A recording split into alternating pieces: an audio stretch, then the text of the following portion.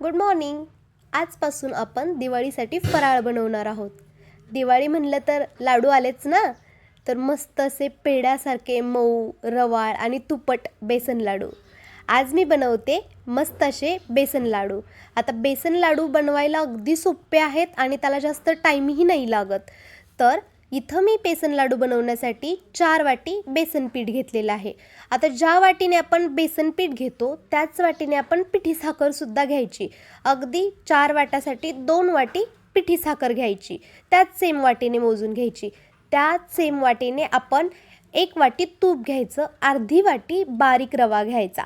आता इथं आपण बारीक रवाच वापरतो आणि वेलची पावडर घ्यायची. आता सुरुवातीला काय करायचं, कढई गरम करून घ्यायची आणि कढईमध्ये 5 ते 6 चमचे तूप ओतून घ्यायचं.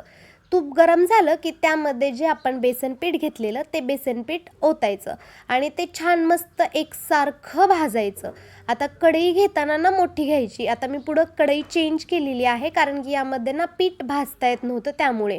आणि तूप हे थोडं थोडं करून ॲड करून घ्यायचं, एकदम सगळं तूप ॲड करायचं नाही.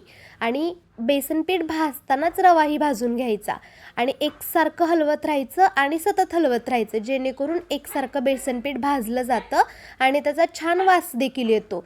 आणि त्याच्या गुठळ्या होतात, त्या गुठळ्या व्यवस्थित छान अशा फोडून घ्यायच्या आणि अगदी तेल सुटेपर्यंत बेसन असं भाजून घ्यायचं. एकदम खमंग वास येतो आणि एकदम तूप सुटतं. आपण जेवढं तूप ओतलेलं आहे ना, असं ओलसर असं बेसन होतं आणि तेव्हाच मग ते एका प्लेटमध्ये काढून घ्यायचं.